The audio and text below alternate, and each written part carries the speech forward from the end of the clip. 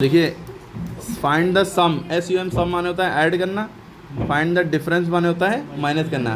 अगर find the product लिखा होता तो उसका मतलब होता है मल्टीप्लाई करना। सम माने ऐड, डिफरेंस माने माइनस। तो हम डिफरेंस वाला करके दिखा रहे हैं, सम वाला बता चुके हैं। और तो उतारने का तरीका मैटर करता है कि इन सवालों को कैसे उतारा जाए।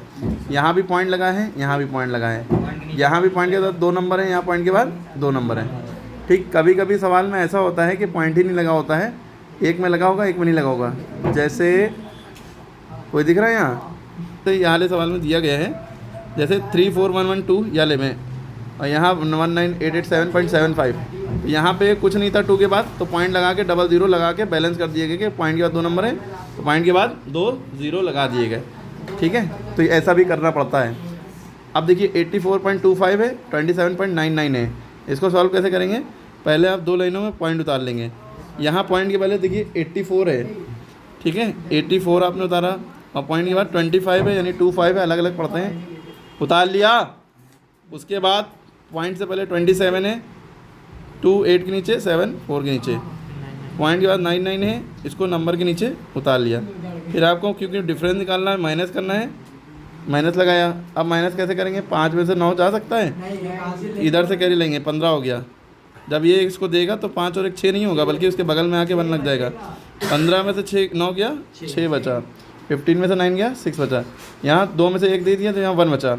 1 में से 9 जा सकता है नहीं, तो पॉइंट के इधर वाला जो नंबर है उससे कैरी लेंगे, क्योंकि यहाँ पर कोई है नहीं। 4 में से 1 इसको देगा, 11 हो जाएगा। यहाँ कितना बचेगा? 3। 11 में से 9 गया, 2, ठीक है, और यहाँ पॉइंट के नीचे पॉइंट आ गया। 3 में से 7 जा सकता है, इधर से कैरी लगेंगे, 13 हो गया। 13 में से 7 गया, 6 बचा। यहाँ कितना बचा? 7 में से 2 गया, 5। तो सबको समझ में आ गया? किसी को कोई डाउट है? इसी तरह सारे सवाल करके बताइए। ये माइनस वाला प्लस वाला भी ऐसा ही होगा। जब माइनस समझ में आ गया तो प्लस समझ में आ ही जाएगा। भाई प्लस में क्या है कि कैरी आएगा, तो जैसे कैरी आएगा वो इधर चला जाएगा। बता दें क्या आप लोग? ये सारे करेंगे। हम एक सम वाला भी बता दे रहे हैं, कोई बड़ा वाला, जैसे ये वाला है 62907 प्लस हम लिख दे रहे हैं। अब मान लिए कि ये सम है, ठीक है, इसका सम करना है। सम माने भी सवाल होता है, और सम माने ऐड करना भी होता है, और SOM सम माने कुछ होता है।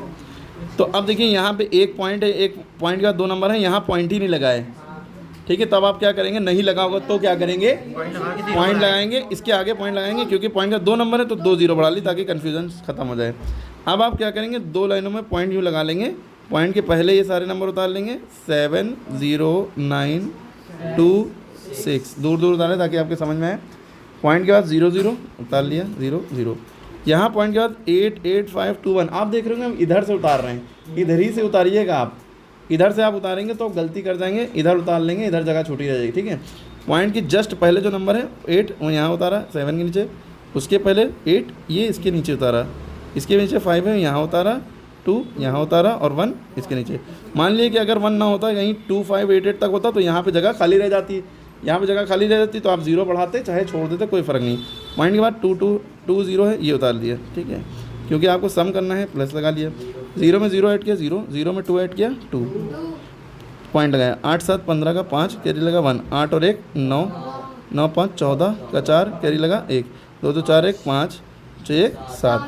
समझ में आ गया? तो सम वाले भी समझ। अगर मान लीजिए एक प्रोडक्ट वाला हो, अब हमें एक प्रोडक्ट वाले बता दे रहे हैं, इसमें क्या है 56.1 इंटू 2.3 यानी दोनों में पॉइंट लगाए। तो आप इसको कैसे करेंगे? 56.1 उतारा, 2.3 उतारा। अब देखिए पॉइंट के नीचे पॉइंट उतारना ज़रूरी नहीं है, प्रोडक्ट में मल्टीप्लाई में पॉइंट के नीचे पॉइंट उतारना ज़रूरी नहीं है। ये भी नहीं है कि पॉइंट के नीचे आप पॉइंट उतार दिए। आपको क्या करना होगा? इससे तीनों का मल्टीप्लाई करना है, 3 1 3। पॉइंट नहीं लगाइएगा यहाँ पे। ये एडिशन सब्ट्रैक्शन में पॉइंट के नीचे पॉइंट उतार रहे हैं, लेकिन प्रोडक्ट में मल्टीप्लिकेशन में पॉइंट के नीचे पॉइंट नहीं उतारते हैं। 3 1 3, 3 6 18 का 8 कैरी लगा 1, 3 5 15 प्लस 1 16।